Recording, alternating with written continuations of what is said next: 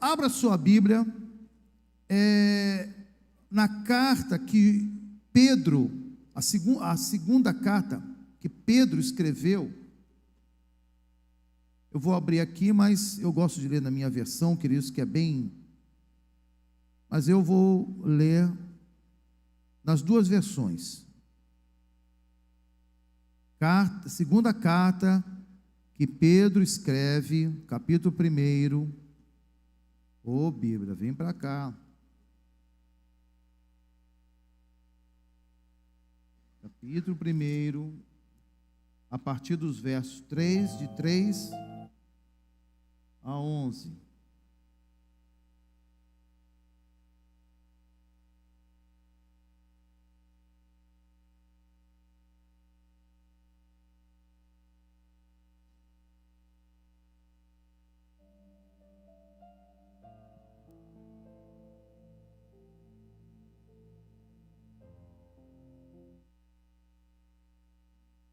Glória a Deus. Eu falei segunda Pedro, né? Falei primeiro ou segunda? Segunda, não é isso? Eu mesmo abri errado. Amém, obrigado. Segunda Pedro, segunda carta universal, queridos. O Novo Testamento, ele é dividido nos 4 evangelhos, vocês podem entender, os 4 evangelhos, um livro histórico que é o de Atos, as cartas paulinas, tá? Que são 13 cartas paulinas, e depois são cartas paulinas, porque foi Paulo que escreveu. Depois as cartas universais, Pedro, João, Judas, né, que escrevem, Tiago, são cartas escritas com o objetivo de dar orientação a todo o povo de Deus. E essa é uma das cartas universais que Pedro escreve e que tem a mesma linha de pensamento, vive a mesma circunstância daquela época, que não é muito diferente da nossa, e olha que já se passaram 2000 anos. E os problemas, as investidas contra a igreja, contra os ensinamentos bíblicos, contra as doutrinas, as sã doutrinas, continuam sendo as mesmas. Tá? Então nós podemos nos contextualizar na leitura da palavra como se nós mesmos estivéssemos recebendo diretamente do próprio Pedro essa carta, tá bom, queridos? É como se nós recebêssemos essa carta, recebemos agora essa semana a carta de Pedro, e estamos aqui lendo para a igreja poder entender e compreender, porque na realidade quem escreveu as cartas foi o Espírito Santo de Deus. Pedro foi apenas um instrumento que, né, passou para o papel, mas quem realmente inspirou e deu a direção foi o Espírito Santo de Deus, com a preocupação que o Espírito tem com a igreja, tá bom, queridos? Nós somos a geração prometida desde o Éden. Você já parou para pensar nisso? Às vezes não, né? A gente não para pensar nisso, mas aquela promessa que o Senhor Deus fez a Adão e Eva, que do fruto da mulher viria aquele que esmagaria a cabeça da serpente. Essa pessoa, esse fruto foi Jesus. Então Deus, preste bem atenção, que isso é muito importante. Quando nós lemos a Bíblia, nós ficamos impactados com o cuidado que Deus tem e o propósito que Deus tem para cada época. O que Deus estava proferindo ali no jardim, queridos, há milhares e milhares de anos atrás. Eu estava fazendo uma conta rápida, queridos, em 2 gerações, Adão e a subsequente dos filhos de Adão, se passaram 1.600 anos, só essas 2 gerações, e olha que foram 14, desde Adão até Abraão. Olha quantos anos se passaram. Quantos anos de Abraão até hoje? Quantos anos se passaram? E Deus havia feito uma promessa para nós que estamos aqui hoje. A semente viria, a semente é Jesus. Aquele que esmagou a cabeça da serpente foi Jesus, e nós somos o resultado, nós somos a consequência desse ato de Jesus na cruz do Calvário. Nós, a igreja de Cristo. Então os olhos do Senhor estão voltados para essa geração. Então nós precisamos estar alerta, queridos, vigilantes, porque Deus tem grandes coisas a fazer na nossa geração, e você, meu amado irmão, você, minha amada irmã, faz parte desse propósito. Você não é um acaso, você não é um zero à esquerda, você não é infrutífero, você não. Existe sim a sua atitude, o seu entendimento, a sua cooperação, o seu envolvimento. Você não pode ficar esperando que alguém chame e convide. Não, quem convida é Jesus. Ele já convidou. Agora você tem que tomar a mão na arada. Entenderam, amados? Você faz parte desse propósito de Deus. Não importa quem você seja, não importa o seu nível cultural, não importa o seu nível financeiro, não importa quem você é, a sua origem, a sua história, isso não importa. O que importa é a história que Deus começou na sua vida. Amém? Glória a Deus. Então vamos estar lendo essa segunda carta que Pedro escreve a partir do verso do capítulo 1. Capítulo 1. Eu vou ler aqui na minha versão, e depois eu vou ler. Não, vou ler primeiro aqui nessa versão mesmo, tá bom? A partir do verso 3 até o 11. Preste atenção aí, você pode acompanhar na sua Bíblia, uma versão mais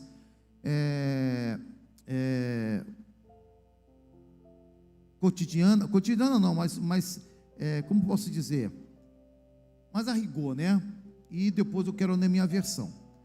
Diz assim: visto como o seu divino poder nos deu tudo o que diz respeito à vida e à piedade, pelo conhecimento daquele que nos chamou para a sua glória e virtude, pelas quais ele nos tem dado grandíssimas e preciosas promessas, para que por elas fiqueis participantes da natureza divina, havendo escapado da corrupção que pela concupiscência há no mundo.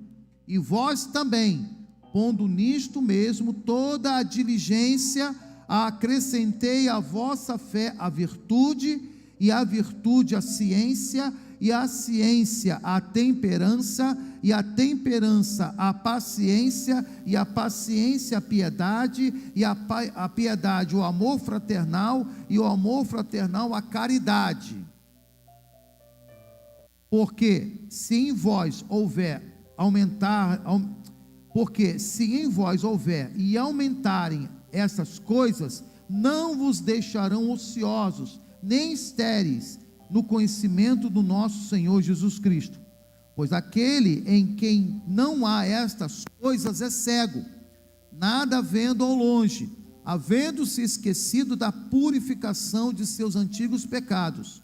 Portanto, irmãos, procurai fazer cada vez mais firme a vossa vocação e eleição, porque fazendo isso, nunca jamais tropeçareis, porque assim vos será amplamente concedida a entrada no reino eterno do nosso Senhor e Salvador Jesus Cristo. Amém? Agora eu quero ler na versão, essa versão que eu tenho, que diz assim, vamos lá. Deus, com seu poder divino, nos concedeu tudo de que necessitamos para uma vida de devoção, pelo conhecimento completo daquele que nos chamou para si, por meio de sua glória e excelência. E por causa de sua glória e excelência, ele nos deu grandes e preciosas promessas. São elas que permitem a vocês participar da natureza divina e escapar da corrupção do mundo causada pelos desejos humanos. Diante de tudo isso, esforcem-se ao máximo para corresponder a essas promessas e acrescentem à fé a excelência moral, o conhecimento, ao conhecimento o domínio próprio, ao domínio próprio a perseverança a devoção a Deus, a fraternidade, e a fraternidade o amor. Lá está escrito caridade, não tem nada a ver. Quanto mais crescerem nossas coisas, nessas coisas, mais produtivos e úteis serão no conhecimento completo de nosso Senhor Jesus Cristo. Mas aqueles que não se desenvolverem nesse modo são praticamente cegos, vendo apenas o que está de perto, e se esquecem do que foram purificados de seus antigos pecados. Por isso, irmãos, trabalhe ainda mais arduamente para mostrar que de fato estão entre os que foram chamados e escolhidos. Façam essas coisas e jamais tropeçarão. Assim, sua entrada no reino eterno de nosso Senhor e Salvador Jesus Cristo será acompanhada de grande honra. Amém? Senhor nosso Deus e nosso amado Pai Celestial, nós queremos agradecer, Senhor Deus, pela Tua palavra que é poderosa, que é eficaz, Deus, que nos leva, Senhor Deus, ao conhecimento da Tua graça, do Teu amor, do Teu poder, ó Deus, do propósito pelo qual o Senhor nos alcançou, pelo qual o Senhor morreu. Pai querido, nós queremos estar apresentando os nossos corpos como instrumentos vivos, santo, culto, agradável a Ti, cheiro suave diante de Ti, Senhor, que expressam a natureza de Cristo que presente está em nós. Mas, Senhor Deus, abra a nossa mente para essa compreensão, revela-nos, ó Deus, todos os mistérios, ó Deus, ainda oculto para muitos, Senhor, mas que, Senhor Deus, estão amplamente, Senhor Deus, revelados na leitura e no conhecimento da Tua palavra.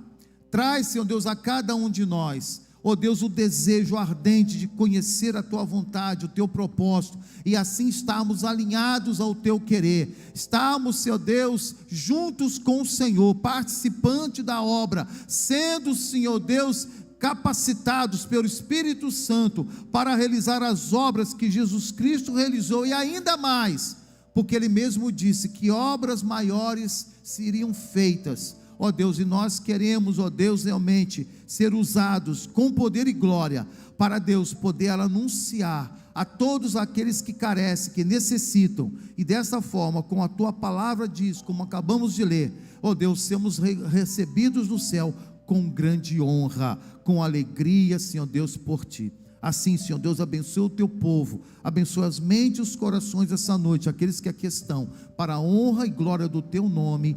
Amém, amém, amém. Amém, amados?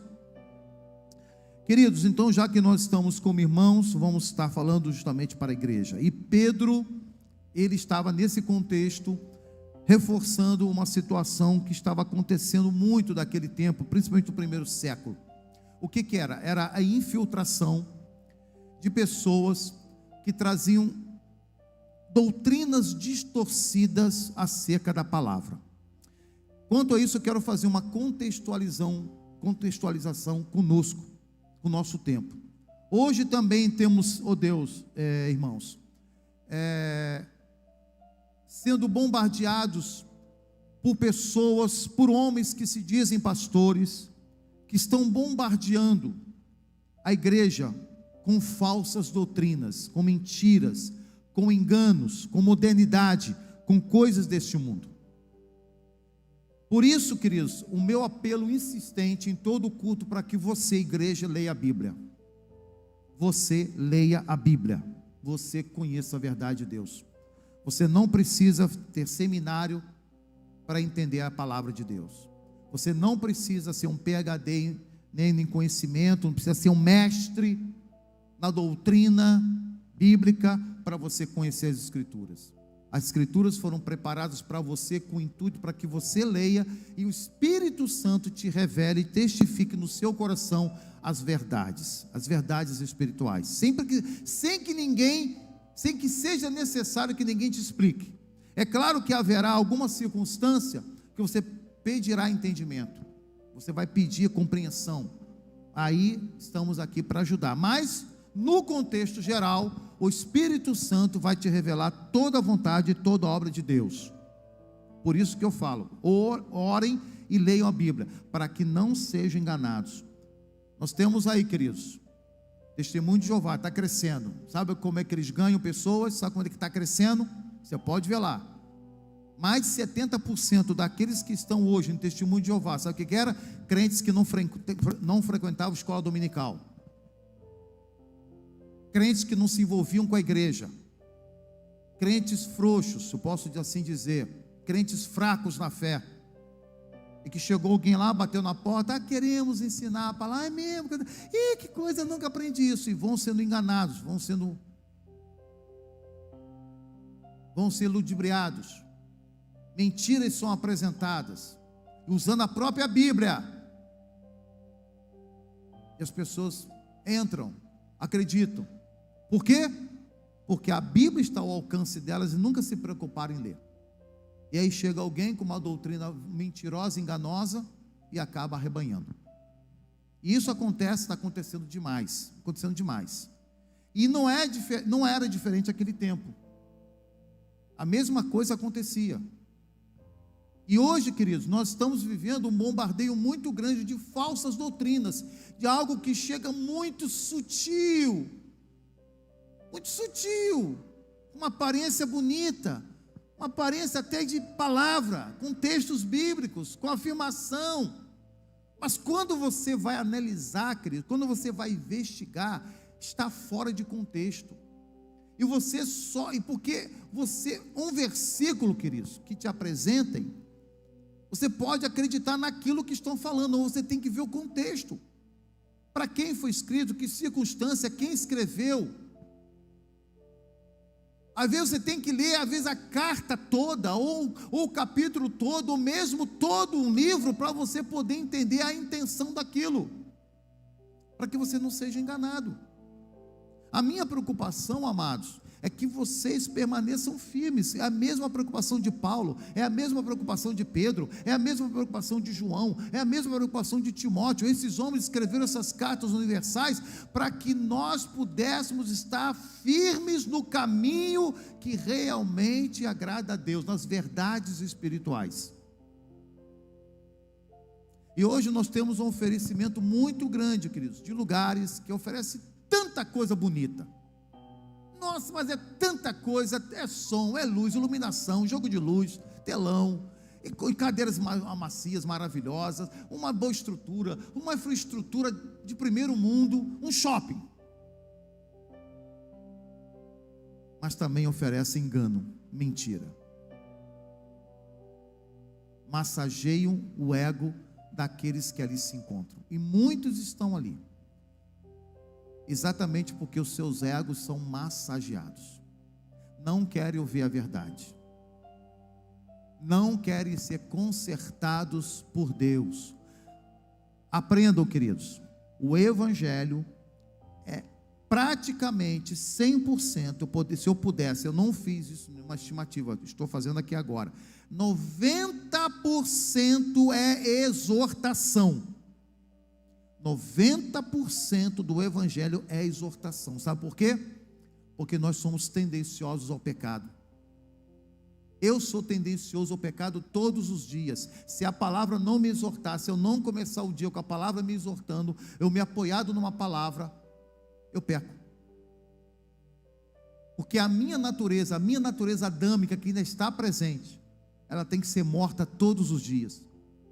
Ela tem que morrer todos os dias. Então todos os dias eu tenho que receber uma palavra de Deus para me exortar.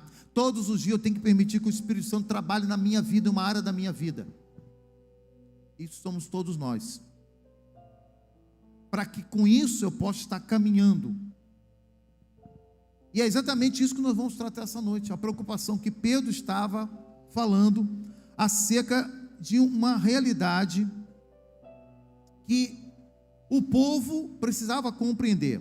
Aqui nós vamos estar falando, querido, sobre 7 pontos ao longo da nossa salvação. O contexto, como já falei, era que Pedro estava escrevendo aos cristãos que estavam sendo cercados e influenciados por ensinos malignos, mentirosos, enganosos. A vida cristã, queridos, ela não é algo estático. Ela não é simplesmente uma expressão pálida do Evangelho, mas ela é a pura atividade e expressão autêntica de Jesus Cristo em nós. O que quer dizer isso, queridos? As pessoas ao nosso redor precisam ver Cristo em nossa vida. E nós nos envolvemos em muitas coisas durante o dia, seja falando, seja tomando decisões, seja fazendo algo, construindo algo. Nos nossos relacionamentos, as pessoas precisam ver em nós a presença de Cristo. E quando isso acontece, revela que nós verdadeiramente somos novas criaturas. Temos um novo nascimento. Isso é fundamental. Esse negócio de ser crente só na igreja e lá fora ser outra coisa, isso não existe. Isso não tem respaldo bíblico.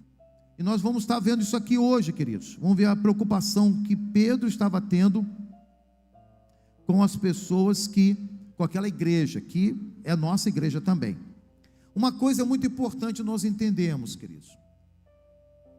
A obra salvítica, a obra de salvação, ela deu-se início no Calvário. Ali começou a salvação da humanidade. Foi o início. Mas muitos crentes veem o Calvário como o início e término e final da obra. Não é. Muitos se enganam. Por que eu digo isso? Porque não, eu aceitei Jesus e acabou, pronto, agora não tem que me preocupar com mais nada. Não, você tem que se preocupar sim. Sabe por quê, queridos?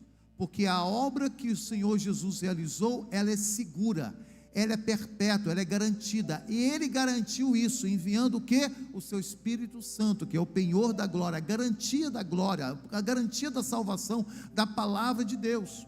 Só que eu preciso entender, queridos, que nós, a igreja, vive um estado de salvação. Nós ainda não somos salvos. Isso é doutrina bíblica. Por que não somos salvos? Porque eu não estou na glória. Serei salvo, eu posso dizer, estou salvo quando eu pisar os portões celestiais. Aí sim, aí serei salvo. Deixarei do estado para realmente se tornar uma realidade. Por que isso? Porque eu nessa terra, eu posso me desviar. Quantos que um dia professaram a fé e que hoje já não estão nos caminhos do Senhor? Quantos que um dia levantaram a sua mão, se batizaram, andaram, comunharam, fizeram um monte de participação, deram até testemunho e hoje estão no mundo, voltaram para a bebida, voltaram para a prostituição, voltaram para as drogas, voltaram para a sua vida de pecado. Salvação, queridos, ela é um estado. Eu tenho que manter, eu tenho que fazer a manutenção, porque exatamente, se não fosse assim, Deus não teria enviado o seu Espírito Santo. E é muita luta, queridos, é muita luta. Ser crente verdadeiro, original, verdadeiro, autêntico nessa terra, nesse tempo, é muito difícil. Aliás, sempre foi difícil. Mas hoje, da forma com que a sociedade, o mundo, a mídia está influenciando até mesmo a própria igreja, está difícil. Há um versículo em 2 Coríntios 4, 3 e 4, que diz que o Deus desse século cegou o entendimento dos incrédulos para que não lhes resplandeça a glória de Deus, que é Jesus Cristo justo. Essa palavra fala de ímpios, as pessoas do mundo. Mas o que nós temos observado, que essa mesma cegueira, como nós acabamos de ler aqui, ela tem entrado na igreja. Ela tem se infiltrado na igreja. E nós precisamos estar atentos. Porque Pedro, nós vamos ver aqui que ele apresenta uma série de atitudes que nós vamos ver, são 7 atitudes. Primeira atitude, capacitação divina vem através da suficiência que Deus nos dá, da sua natureza, e com isso, queridos, nós precisamos ter 7 atitudes, que é da nossa parte. Deus já fez a parte dele, toda a obra, como Jesus falou, está consumado, tudo que tinha que ser feito, já foi feito, agora é conosco. A primeira coisa que o texto fala, queridos, fala de virtude, valor moral. Virtude e valor moral. Eu tenho que ter coragem para tomar a decisão daquilo que é certo na minha vida. O que isso quer dizer? Tem muita coisa, às vezes muitos pecados que nós praticamos, e que muitos deles envolvem outras pessoas, ou um comprometimento com outras pessoas, ou alguma situação que nos leva à exposição. Eu preciso ter coragem e abandonar. Eu preciso ter coragem para romper. Isso é virtude, isso é virtude e coragem moral. Valor moral. Eu preciso entender o que está de errado na minha vida. Eu preciso compreender o que estou fazendo, o que é de errado, e assumir um compromisso de abandonar. Custe o que custar. Às vezes as pessoas pensam, mas Deus vai compreender, ainda não é o momento.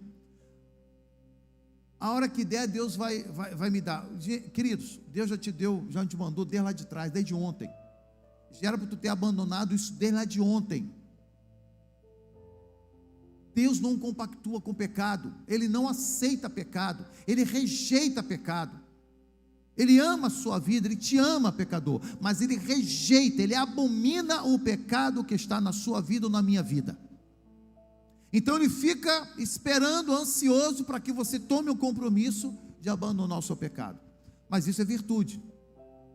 Nós precisamos entender, queridos, não podemos brincar com o pecado. O que é pecado, e temos que ficar livre deles o mais rápido possível. O mais rápido possível. Existe uma estratégia militar, só para vocês poderem entender, em que um grupo de elite leva um sinalizador e coloca no lugar estratégico do inimigo. E aí, naquele sinalizador, é que é dado as coordenadas para que o míssil saia e caia exatamente em cima daquele ponto. Não erra, é preciso. O inimigo, ele pode ter entrado na sua vida e colocado em você um sinalizador. Você está sendo alvo de ataque do inimigo. Ele só está esperando o momento de detonar a sua vida. Então, o mais rápido possível, você tem que se livrar desse... Oh meu Deus, como é que é o nome? Esqueci agora. Rastreador. Você tem que ficar o mais rápido, se livrar o mais rápido possível desse rastreador que o inimigo colocou na sua vida. Segunda coisa, o conhecimento. Conhecimento, queridos, é muito importante, que sem o conhecimento você não vai detectar o erro. Sem conhecimento você não vai ter noção. Sem conhecimento você não vai conseguir fazer comparações. Sem conhecimento você não vai conseguir tomar as atitudes. E o conhecimento, o discernimento, você recebe da palavra de Deus. É a palavra de Deus que vai nortear a sua vida, que vai dar o direcionamento, que vai revelar a você os pontos errados, queridos. Você pode ser aquele cristão que não está mais adulterando, roubando, enganando, fazendo, como dizia a minha avó, aqueles pecados cabeludos. Mas você pode ser aquele crente que ainda compactua com uma mentira. Você pode ser aquele crente que ainda engana. Você pode ser aquele crente que ainda fala mal. Você pode ser aquele crente que cria uma situação de divisão. Você pode ser aquele crente que ainda tendo sido usado pelo inimigo para criar falta de amor, ofender o irmão, tristeza, falta de amor, falta de perdão. Tudo isso, queridos, é obra do inferno. E não é diferente de matar, de roubar, de adulterar, não é diferente, não é diferente. E espiritualmente falando, não é diferente, entenda isso. O grande problema nosso é que nós quantificamos alguns pecados. Não, matar é uma coisa terrível.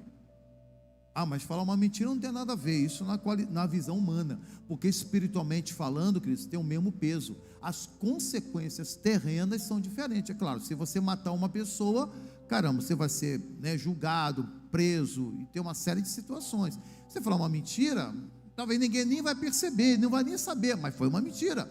O mundo espiritual sabe. E quem fala mentira, o que é que a Bíblia diz? O que ele é? Hein?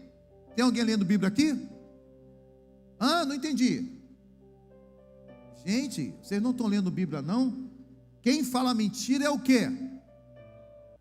Filho do quê? Do diabo, exatamente. Muito bom, gostei agora, gostei. É filho do diabo, queridos. Vou falar abertamente, claramente. Ah, pastor, mas eu sou filho de Deus. Mas se você mente, como é que pode? Tem alguma coisa errada. Você pode falar uma mentira? Pode acontecer, mas não deveria acontecer. Então peça perdão, vá lá. Já aconteceu, deu falar mentira, queridos. Uma situação, e depois eu tive que ir lá e me consertar. Ó, não é nada daquilo, me perdoa, não foi assim, foi assim, foi assim, foi assim, foi assim, foi assim. O Espírito logo me cobrou. Na mesma hora, me constrangeu. Eu tive que ir lá e passar a vergonha, duas vergonhas, do que eu tinha feito e do que eu tinha falado que eu não tinha feito. Entendeu, amados? Então vale a pena você falar só a verdade, custe o que custar. A terceira coisa que é domínio próprio. O domínio próprio, ele fala do controle sobre os impulsos deste mundo, impulsos do íntimo, experiências que nós vivemos, experiência que nós experimentamos e que se instalou em nossa vida, que aquilo nos impulsiona a um pecado, nos impulsiona a tomar atitudes erradas. Então, Pedro está chamando a atenção para que nós fiquemos alertas quanto aos impulsos, coisas de momento, que muitas vezes não é nem nada a ver do diabo, mas são situações que cercam a nossa vida, e por um impulso, uma falta de vigilância, a gente acaba cometendo, a gente acaba fazendo, a gente acaba deixando se envolver por aquilo, e no impulso, a gente fala. Interessante, queridos, que quando Ananias e Safira criaram a mentira de que tinham vendido a propriedade por tanto e não foi, ele até que tanto não teve, porque ele foi chegando e o Espírito já revelou e já caiu ali morto. Mas a mulher dele, Safira, ela teve a oportunidade. Quando ela chega à porta procurando pelo marido, na congregação lá onde Pedro e os demais estavam reunidos, Pedro lhe fez a pergunta: é verdade que vendeste a propriedade por tanto? Ali ela teve a oportunidade de se consertar. Ela teve a oportunidade de se constranger e falou assim: não, Pedro, nós mentimos, não foi por tanto, foi por isso, foi por esse valor que nós vendemos. Ela não teria morrido, mas o que ela fez? Ela sustentou a mentira do marido, e diz o texto lá de Atos que ali ela caiu e morreu, e foi enterrada junto com o marido.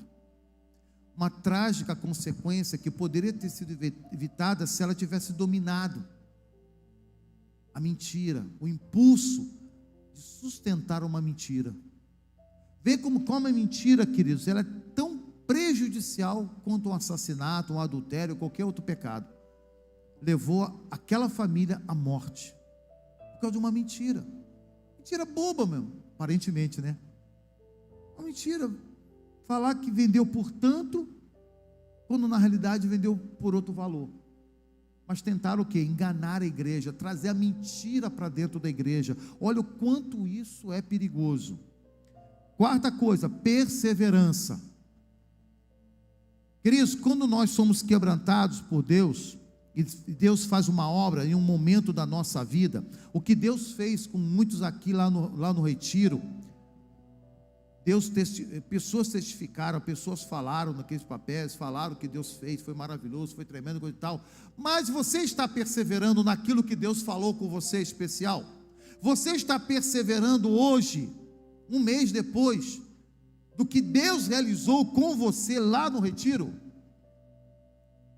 Você está atento? Você ainda está com o mesmo espírito, com a mesma ação do sobrenatural de Deus naqueles dias? Você ainda está no mesmo empenho, no mesmo gás, para realizar, para fazer aquilo que Deus te revelou? Perseverança. Por que é tão importante? Porque você participa, você entende, o Espírito te convence, você até realmente reconhece, e toma uma postura, mas não é só isso, queridos, é você manter-se perseverante, constante, naquilo que Deus falou no seu coração. Esse foi o grande erro de Israel.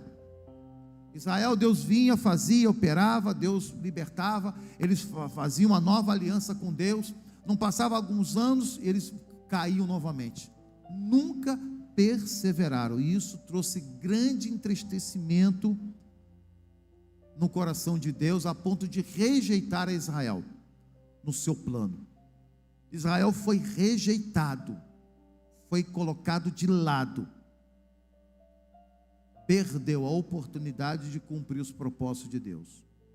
Hoje, Deus está olhando para Israel, ainda investe por causa das promessas que ele havia feito aos patriarcas, mas Israel fugiu, perdeu totalmente a visão de Deus em relação ao propósito que Deus tem com este mundo. Hoje, a visão de Deus está sobre nós, a igreja, e é isso que nós precisamos nos apropriar. Somos a nós que temos que cuidar, somos nós que temos que trabalhar, somos nós que temos. Deixa Israel, deixa que Deus vai resolver com Israel. Preocupe-se com a igreja, preocupe-se com a sua vida, preocupe-se com o que você tem feito. Nós somos hoje o Israel de Deus, que Deus tem investido e acreditado de fazer coisas grandes. Quinta coisa, piedade, devoção a temor a Deus. Eu tenho que ser temente a Deus, eu tenho que ter humildade de compreender que Deus, Ele é meu Senhor. A piedade, queridos, é uma atitude de humildade, de fragilidade para com Deus. É uma fragilidade no sentido de que eu me submeto a Deus, eu reconheço o poder de Deus, eu reconheço o senhorio de Cristo na minha vida, eu me rendo, eu me coloco como servo. Eu não quero simplesmente reivindicar bênçãos na minha vida, mas principalmente eu me coloco como servo. É o cumprimento de Mateus 6:33. Quando nós buscamos em primeiro lugar o reino de Deus como servo e a sua justiça, todas as demais coisas me serão acrescentadas. Crente pidão, queridos, não é crente servo. Você sabia? O crente pidão não é servo, porque o crente servo ele não pede, ele já recebe automaticamente, ele não precisa pedir, ele não passa necessidade alguma. Deus supre as suas necessidades. Crente que só vive pedindo, me dá isso, me dá aquilo outro, me dá isso assim, me dá essa eu preciso disso, só Senhor, você pode ver, irmão, pode constatar, não faz nada, não ora direito, não ora pela igreja, não lê palavra, não evangeliza, não ajuda na igreja, não soma no crescimento do reino, não faz nada, mas sabe pedir. A prova da petição dele é que realmente ele não é servo, ele é crente pidão, está no reino, está no evangelho só para pedir. A sexta coisa é fraternidade, afeto pelos irmãos na fé. Você sabe, quando eu peço aqui para que vocês olhem ao redor e vejam algum irmão que está faltando, que ligue para ele, isso é um ato de fraternidade, de preocupação com o irmão, com a irmã. Cooperar, queridos, ver nos cultos, somar, se preocupar, ficar atento, acompanhar o irmão, a irmã que é fraco na fé, auxiliar. Meu irmão, eu estou vendo que você aqui, poxa, né, é novo na fé, você está com dificuldade, poxa, eu queria te ajudar, a gente pode se reunir, pode conversar, tomar um café, falar das coisas de Deus. Faça isso, queridos. Pastor, eu sei tão pouco, então aprende com isso, seja ousado, deixa Deus abrir sua boca, deixa Deus encher a sua boca, vai lá, fala do pouco.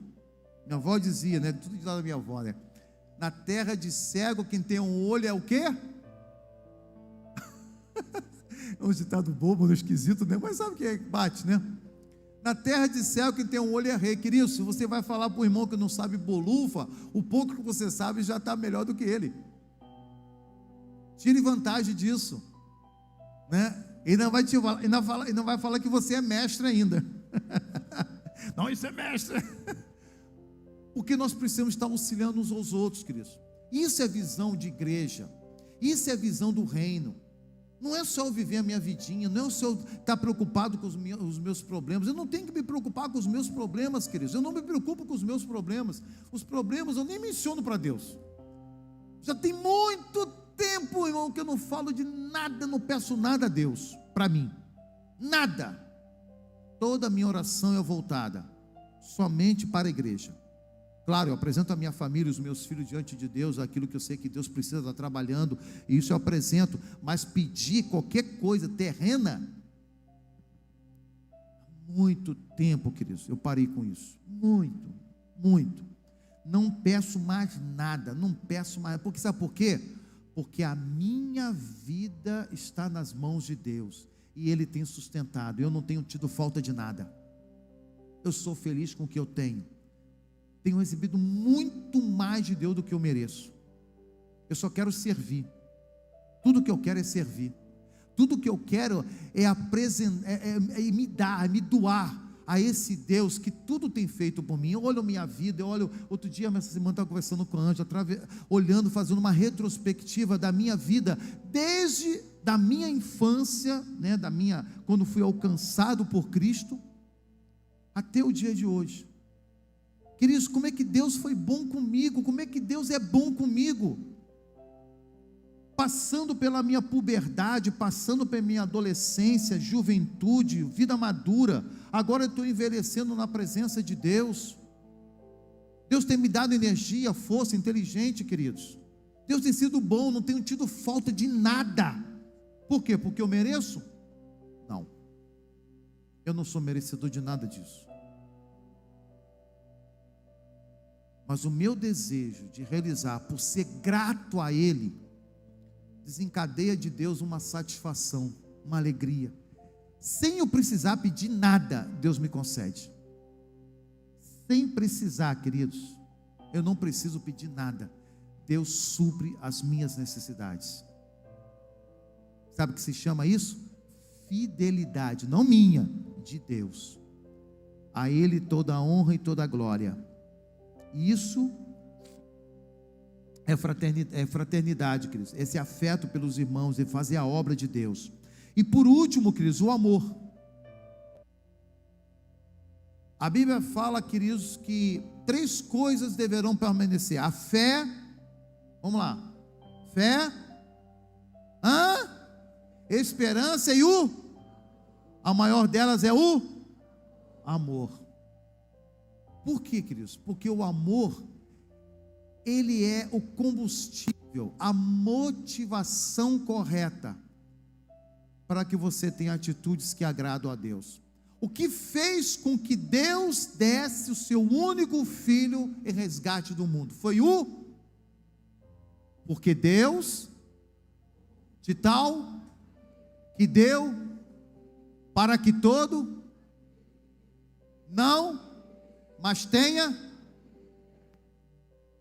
o amor. Então nós, queridos, uma das maiores características que deve estar presente em nós é o amor. E nós somos tentados muitas vezes a não agir com amor. Nós somos tentados pelas circunstâncias a muitas vezes a não agir com amor. E o Espírito fala, olha, isso não é a minha característica. Você está errado nisso. Você está agindo errado. Quando nós olhamos para esse amor pelo qual nós fomos alcançados, nós nos constrangimos, queridos. Nós somos pessoas más. Nós somos pessoas egoístas. Nós somos pessoas que só queremos amar quem nos amam. E a característica desse amor, queridos, é exatamente ao contrário do nosso conceito sobre o amor. Porque o amor, queridos, é investimento. Amor é investir. Mas as pessoas só querem investir nas pessoas que só fazem bem com elas, não é isso? Não, vou investir em fulano é tão bom comigo, é tão maravilhoso comigo, eu quero investir, porque isso não é amor, queridos. Jesus mesmo falou, que virtude vocês têm de amar aqueles que vos amam. Por isso que ele traz um sermão do monte, falando assim, vocês têm que amar aqueles que vos odeiam, você tem que orar por aqueles que vos perseguem, vocês têm que fazer o bem àqueles que os maltratam. Nisso, a virtude de vocês sobressairá a dos fariseus. Porque foi essa a obra que Jesus ensinou. E esse é o reino de Deus. Então, queridos, se nós ficarmos atentos a essas virtudes, o resultado do que nós lemos aqui será uma vida frutífera. O versículo 11, o versículo 10, portanto, irmãos, procurai fazer cada vez mais firme a vossa vocação e eleição, porque fazendo isso, nunca jamais tropeçareis. Porque assim vos será amplamente concedida a entrada eterna de nosso Senhor, a entrada no reino eterno de nosso Senhor Jesus Cristo. E aí, queridos, nós seremos frutíferos, iremos gerar frutos, e tudo que Deus deseja é que nós demos frutos. Nós fomos plantados no reino de Deus para darmos frutos, e nós precisamos dar frutos. Dois tipos de frutos, queridos, preste atenção, não confundam isso, para mim encerrar essa palavra. Um é o fruto do Espírito na sua vida, não é seu fruto, não é característica sua, não é característica minha, ser bondoso, amável, paciente, tolerante, benigno, nada disso provém da minha natureza ou da sua natureza mundana, da sua natureza adâmica. Isso é fruto do Espírito. Agora, os frutos do Espírito presente na sua vida vão fazer com que gerem em você os seus frutos, os frutos que vocês gerarem como cristãos, os frutos que vocês derem como novas criaturas, como filhos de Deus. E esses frutos que Pedro está mencionando aqui. Porque aqueles, queridos, como ele fala no versículo anterior, versículo 9, pois aqueles em quem não há estas coisas é cego. Na minha tradução que eu acabei de dizer, é míope. O que é miopia? Eu tenho miopia, estou enxergando todo mundo de rosto embaçado, não sei distinguir ninguém. Se eu botar o óculos, vou conseguir enxergar todo mundo, mas se perguntar onde é que está fulano, não sei, porque a minha visão está totalmente distorcida, não estou enxergando nada nítido. Então, Pedro está falando, olha, para quem não segue, quem não cumpre, quem não busca essas virtudes na sua vida, na sua caminhada com Cristo, é míope, ele não consegue enxergar com clareza as coisas. E quando você não enxerga as coisas com clareza, qual é o seu risco? Vamos lá. Como é que é? Errar. Outro, andando, eu não enxergo direito, eu vou? Cair, ou tropeçar.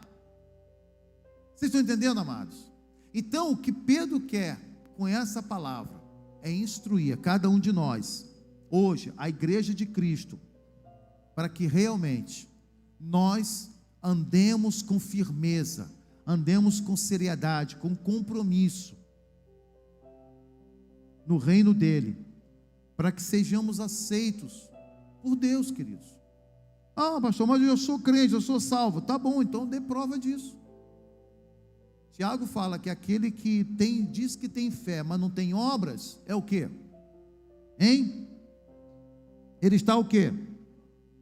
Enganando, né? É mentiroso. Ele fala, mostra as tuas obras pela tua fé, e eu te mostrarei minhas obras pela minha fé. Que obras? Que obras eu tenho a apresentar diante de Deus? Para encerrar, queridos, eu quero fazer um desafio a você, igreja. Eu quero fazer um desafio a você. Eu coloquei aqui para que você possa, dessa semana, queridos, eu quero pedir você, igreja, que nessa semana, eu vou ler aqui, virtude, conhecimento, domínio próprio, perseverança, piedade, devoção e temor a Deus, fraternidade, afeto pelos irmãos, cuidado com os irmãos, amor. Dentro dessas 7 virtudes, eu quero pedir que você pense naquilo que está faltando no seu cotidiano, na sua caminhada. O que está está faltando? Qual dessas 7? Está faltando virtude, posicionamento, uma tomada de decisão? Está faltando conhecimento, falta de ler a palavra, domínio próprio? Você tem se visto se envolver com coisas porque não domina o seu impulso? A perseverança, você começa e não termina, você acredita e de repente desiste. É piedade, quer dizer, falta de temor a Deus, fraternidade, falta de envolvimento, falta de trabalhar, ajudar os irmãos, falta de amor. Qual desses 7 virtudes está faltando na sua vida? Eu quero pedir a você, igreja, que você esteja pensando essa semana. Eu vou botar essa mensagem no grupo, para que você leia essa mensagem, para que você reflita nela, e para que você possa estar analisando onde está faltando atitude nessa jornada com Cristo. E você faça uma análise daquilo que você precisa mudar, e você e Deus tomar um posicionamento. Não é comigo não, é você e Deus. Porque se você assumir um compromisso com Deus e fazer mudanças, com certeza isso vai trazer um reflexo para o corpo de Cristo, que somos nós, a IBR. Amém? Quero, graças a Deus, conseguir acabar no tempo. Quero agradecer aos irmãos por cada um de vocês que Deus tem me dado, queridos, para juntos caminharmos. Quero pedir, irmãos, encarecidamente a cada um de vocês que tem disponibilidade, que pode estar aqui na terça-feira para estudar a palavra, que venham estudar a palavra. Nós estamos estudando a palavra, estamos passando por pontos muito importantes, que são de imensa importância, atualizadíssimos no nosso tempo, que a igreja está passando. E você precisa tomar conhecimento, você precisa saber, você precisa se envolver.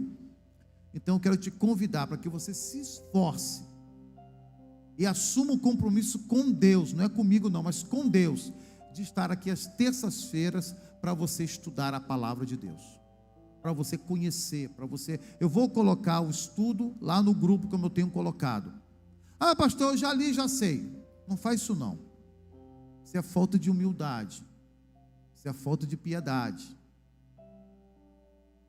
isso é falta de temor. É importante você estar aqui junto com os irmãos, junto com a igreja. Se fosse assim, eu dava aula online. Ah, ninguém precisa, eu vou dar aula online. Não, tem que estar aqui, tem que se envolver, tem que estar presente. Amém? Vamos ficar de pé?